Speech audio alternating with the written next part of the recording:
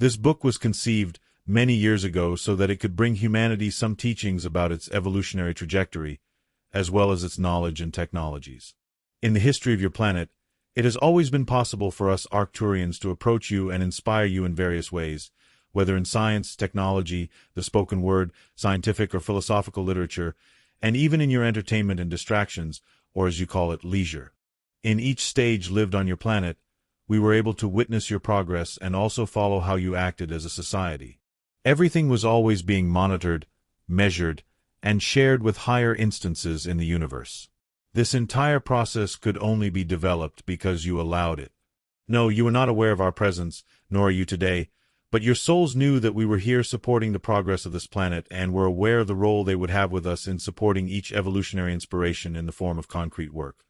Your human strength was responsible for bringing to the visible world the inspiration of all the knowledge we brought you. It would not be possible for us to be here in person to do such things. We are in a different dimension from yours.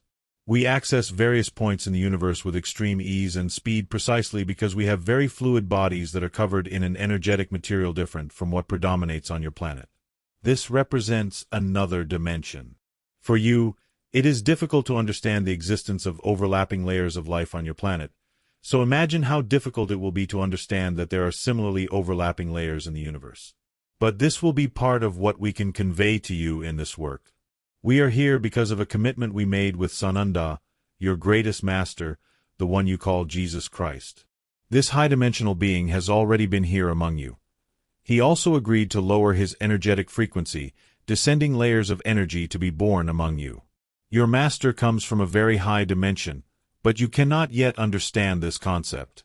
We will try to explain to you in this book how the universal principles work, the dimensions, the creation of worlds or planets, the evolution of these worlds and their inhabitants, the different races that exist in your universe, and also the various existing universes.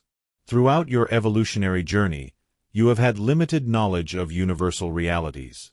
Many of the real reasons behind this were the continuous manipulation by your rulers regarding what they could or could not know.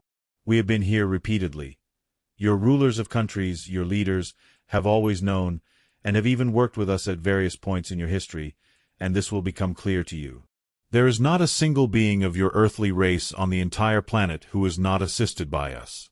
You call this guardian angels, and in a way, in your concept of it, we are your guardians, as we are here protecting and preserving your species.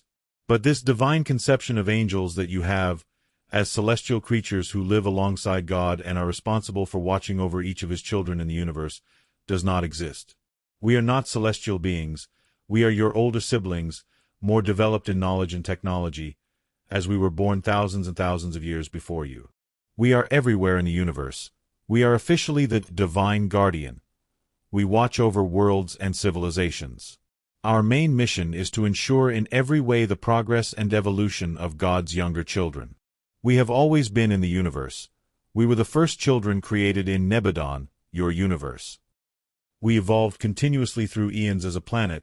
Then we reached the dimension of a celestial star, like your sun, when we were at a high degree of evolution, and finally, we gained the right to inhabit non-materialized spheres, higher dimensions of rapid manifestation everywhere, and at this point in our trajectory, we gained the role of watching over the children of Nebadon. Today we operate on thousands of planets, each in its evolutionary state, contributing to the progress of its inhabitants. The history of Urantia, your planet Earth, has already been told to you in the Urantia book, but this knowledge is still very restricted and few inhabitants have had access to it. It would be highly important that all the information contained in its pages be made public knowledge. This would greatly accelerate your progress. But a portion of this book will be addressed here, so that some facts become clear and that this knowledge brought to you now has a solid foundation of understanding in the evolutionary timeline of Urantia. At each stage of this book, you will be transported to an era completely ignored by your history books. Here will be the marks of time that have been erased by your leaders from time to time. Do not be surprised to learn about great historical facts that you are aware of today, but from a completely new, yet true perspective. The purpose of this book is to bring you the historical and evolutionary truth of your world. Everything brought to you here cannot be evidenced with photos or official records, as time did not allow this in your technology, but we recorded it in ours. There will be a time when these records will be available on your internet. It will indeed be very shocking. you will be able to see photos, live images, in motion, which you call videos, of each historical passage of your planet, from the times of the caves to current records of our appearances and contacts with some beings here. Yes, there have been many contacts. We have appeared to diverse beings in diverse eras. We did not choose them randomly. Each one was on a mission here and knew of our existence as souls, which facilitated the approach without shock or astonishment.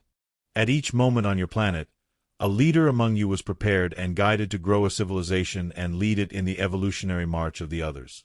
This was the case with Atlantis, which you will rediscover soon, and with Nineveh, Sor, Kadesh, Athens, Memphis, Ur, Sana'a, Yemen, Persepolis, Miriam, Nazi, Nahatma, Babylon, Alexandria, Luxor, Cairo, Rome, Constantinople, Pista, Jerusalem, Sofia, Jade, Malta, Jakarta, Sherbintah, Mecca, Vienna, Budapest, Florence, Lisbon, London, Amsterdam, Paris, New York, Hong Kong, Tokyo, and Beijing. We have always been working with you in your world, promoting progress. This is our greatest mission given by God.